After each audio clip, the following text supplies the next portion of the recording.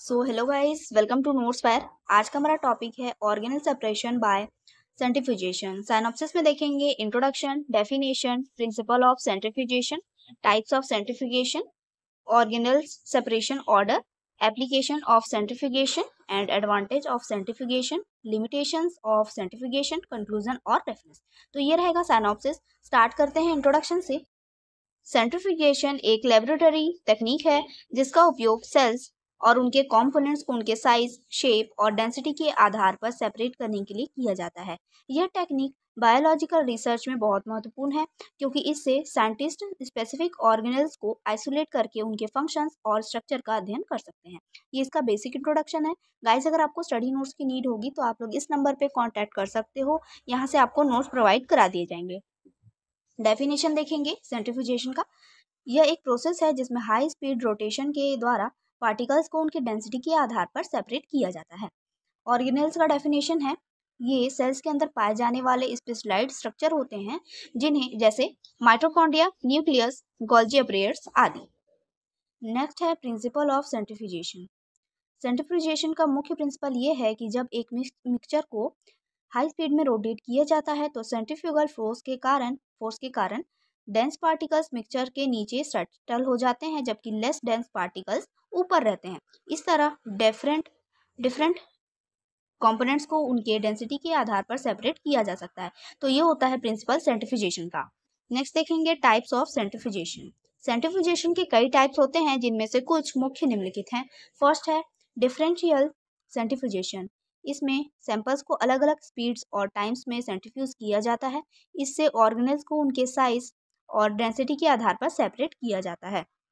इस प्रकार से डिफरेंशियल सेंट्रीफ्यूजेशन का प्रोसेस होता है। ठीक है, नेक्स्ट हम देखेंगे डेंसिटी ग्रेडियंट सेंट्रीफ्यूजेशन। इसमें एक डेंसिटी ग्रेडियंट बनाया जाता है। सैंपल को इस ग्रेडियंट के ऊपर रखकर सेंट्रीफ्यूज किया जाता है जिससे ऑर्गेनेल्स उसके डेंसिटी के अनुसार अलग अलग लेयर्स में सेटल हो जाते हैं। ठीक है, इस प्रकार से अलग अलग लेयर्स में जो भी ऑर्गेनेल्स होते हैं वो सेटल हो जाते हैं। इस तरह से ये प्रोसेस होता है। नेक्स्ट हम देखेंगे अल्ट्रा सेंट्रीफ्यूजेशन। ये बहुत हाई स्पीड पर किए जाने वाला सेंट्रीफ्यूजेशन है। इसका उपयोग स्मॉल पार्टिकल्स जैसे वायरस, प्रोटीन और न्यूक्लिक एसिड को सेपरेट करने के लिए किया जाता है। ये अल्ट्रा सेंट्रीफ्यूज है जिसका यूज इसमें किया जाता है। ठीक है, नेक्स्ट हम देखेंगे ऑर्गेनेल सेपरेशन ऑर्डर। सेंट्रीफ्यूजेशन के दौरान सेल ऑर्गेनेल्स को उनके साइज और डेंसिटी के आधार पर अलग किया जाता है। अलग अलग स्पीड पर सेंट्रीफ्यूजेशन करने से ऑर्गेनेल्स निम्नलिखित क्रम में सेपरेट होते हैं। फर्स्ट देखेंगे न्यूक्लियस। फर्स्ट होता है न्यूक्लियस। सबसे पहले न्यूक्लियस सेपरेट होता है क्योंकि यह सबसे बड़ा और सबसे डेंस ऑर्गेनेल होता है। इसे लो स्पीड सेंट्रीफ्यूजेशन पर सेपरेट किया जाता है। सेकेंड है माइटोकॉन्ड्रिया एंड लाइसोसोम। न्यूक्लियस के बाद माइटोकॉन्ड्रिया और लाइसोसोम सेटल होते हैं क्योंकि इनका साइज और डेंसिटी न्यूक्लियस से कम होती है। इन्हें मीडियम स्पीड सेंट्रीफ्यूजेशन पर सेपरेट किया जाता है। थर्ड है माइक्रोसोम्स। माइटोकॉन्ड्रिया और लाइसोसोम के बाद माइक्रोसोम सेटल होते हैं। माइक्रोसोम्स छोटे वेसिकल लाइज स्ट्रक्चर होते हैं जो फ्रेगमेंटेड एंडोप्लाज्मिक रेटिकुलम से बनते हैं। इन्हें हाई स्पीड सेंट्रीफ्यूजेशन पर सेपरेट किया जाता है। इसके बाद है राइबोसोम एंड साइटोसोल। सबसे लास्ट में राइबोसोम और साइटोसोल के घटक बचते हैं क्योंकि ये सबसे छोटे और कम डेंस होते हैं। राइबोसोम को अल्ट्रा सेंट्रीफ्यूजेशन पर सेपरेट किया जाता है जबकि साइटोसोल सुपर नेट्रेंट में बचा रहता है। नेक्स्ट है बचा रहता है। ठीक है, उसके बाद देखेंगे सेंट्रीफ्यूजेशन एक महत्वपूर्ण तकनीक है जो सेल ऑर्गेनेल्स को अलग अलग लेयर्स में सेपरेट करके उनके विश्लेषण में मदद करती है। नेक्स्ट हम देखेंगे एप्लीकेशंस ऑफ सेंट्रीफ्यूगेशन। सेंट्रीफ्यूजेशन एक महत्वपूर्ण टेक्निक है जिसका उपयोग विभिन्न साइंटिफिक और इंडस्ट्रियल क्षेत्रों में किया जाता है। इसके प्रमुख एप्लीकेशन निम्नलिखित हैं। फर्स्ट देखेंगे सेल बायोलॉजी।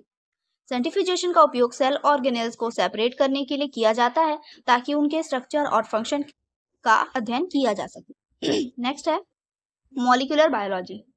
यह टेक्निक डीएनए, आरएनए और प्रोटीन्स को प्यूरिफाई करने और उनके मॉलिक्यूलर वेट का विश्लेषण करने में उपयोगी होती है। डेंसिटी ग्रेडियंट सेंट्रीफ्यूजेशन का उपयोग न्यूक्लिक एसिड को अलग करने में किया जाता है। थर्ड है मेडिकल डायग्नोसिस। रक्त में उपस्थित प्लाज्मा, सीरम और ब्लड सेल्स को अलग करने के लिए सेंट्रीफ्यूजेशन का उपयोग किया जाता है। इसका उपयोग डिसीज डायग्नोसिस और ब्लड टेस्टिंग के लिए किया जाता है। नेक्स्ट देखेंगे बायोटेक्नोलॉजी। सेंट्रीफ्यूजेशन का उपयोग वैक्सीन्स, एंजाइम्स और एंटीबॉडीज को प्यूरिफाई करने के लिए किया जाता है। अल्ट्रा सेंट्रीफ्यूजेशन का उपयोग वायरस आइसोलेशन, रिकॉम्बिनेंट प्रोटीन्स की शुद्धता जांचने के लिए किया जाता है। नेक्स्ट है फार्मास्यूटिकल इंडस्ट्री। ड्रग्स और एंटीबॉडीज के प्रोडक्शन और प्यूरिफिकेशन में सेंट्रीफ्यूजेशन का प्रयोग किया जाता है ताकि अनवांटेड इम्प्यूरिटीज को अलग किया जा सके। नेक्स्ट देखेंगे एडवांटेज ऑफ सेंट्रीफ्यूजेशन। यह तकनीक बहुत फास्ट और एफिशिएंट है। इससे हाई प्योरिटी वाले सैंपल्स प्राप्त किए जा सकते हैं। नेक्स्ट है यह वर्सेटाइल है और इससे विभिन्न बायोलॉजिकल सैंपल्स पर अप्लाई किया जा सकता है। ठीक है, नेक्स्ट हम देखेंगे limitation of centrifugation. High speed centrifuge बहुत एक्सपेंसिव होते हैं। इस प्रोसेस में सैंपल को डैमेज होने का रिस्क होता है और डेंसिटी ग्रेडियंट सेंट्रीफ्यूजेशन में प्रिपरेशन और हैंडलिंग कॉम्प्लेक्स हो सकती है। ठीक है, ये थे कुछ लिमिटेशन। अब हम देखेंगे कंक्लूजन। सेंट्रीफ्यूजेशन एक पावरफुल और वाइडली यूज्ड टेक्निक है जिसका उपयोग सेल्स और उनके कंपोनेंट्स को सेपरेट करने के लिए किया जाता है। यह technique cell biology, molecular biology और मेडिकल डायग्नोसिस जैसे क्षेत्रों में महत्वपूर्ण है। हालांकि इसकी कुछ लिमिटेशंस भी हैं, लेकिन इसके एडवांटेज इसे बायोलॉजिकल रिसर्च का एक एसेंशियल टूल बनाते हैं। ठीक है, तो ये इसका कंक्लूजन। रेफरेंस में है introduction to instrumental analysis by Robert Brown and experimental biochemistry by Clark and Switzer. ठीक है, तो ये था आज का टॉपिक। आई होप आपको समझ में आया होगा। समझ में आया तो प्लीज़ लाइक करिए एंड सब्सक्राइब करिए। Thank you.